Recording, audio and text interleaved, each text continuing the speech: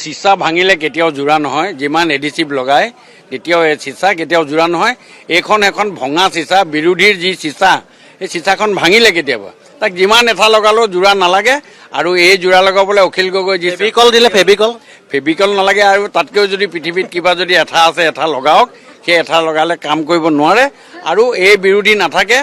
এই বিৰোধীত আপুনি বাঘে চাগে পানে একেলগে নৈখন কেনেকৈ পাৰ কৰিব কওক? এইটো পাৰ কৰিব নোৱাৰে। অখিল গগৈ এইটো মুংগেৰীলাল কি হাছিন স্বপ্নী। বিৰোধী বোলা বস্তুটো ক'ত আছে আমিও বিচাৰি পোৱা নাই। আমিতো বিচাৰোঁ যে অলপ বিৰোধী শক্তি পাৰিলে অলপ বিৰোধী শক্তিশালী হ'লে গণতন্ত্ৰৰ কাৰণে ভাল। প্ৰসংগত তেওঁক বেছিকৈ সুধি থাকিলে তেওঁ অকণমান মানসিকভাৱে আৰু বেছি দুৰ্বল হৈ পৰিব। সেইটো নকৰিব, কাৰণ ৰাইজৰ দল। মোৰ এনেকুৱা লাগিছে যে কংগ্ৰেছ পাৰ্টিও শংকিত, অখিল গগৈ নিজেও শংকিত। তাৰমানে কংগ্ৰেছে গম পাইছে যে অখিল নহ'লে আমি চলিব নোৱাৰিম, অখিলে গম পাইছে কংগ্ৰেছ নহ'লে আমি চলিব নোৱাৰিম।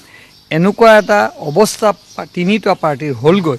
ডিভোৰ্চ দিলেও এৰিব নোৱাৰা ডিভোৰ্চৰ দৰে এটা কথা হৈছে। শুভেচ্ছা থাকিল তিনিটা দললৈ, কিন্তু তিনিটা দলেও যদি লগ হয় বিৰোধী মুক্ত, কংগ্ৰেছ মুক্ত, আমি 26ত আমি চৰকাৰ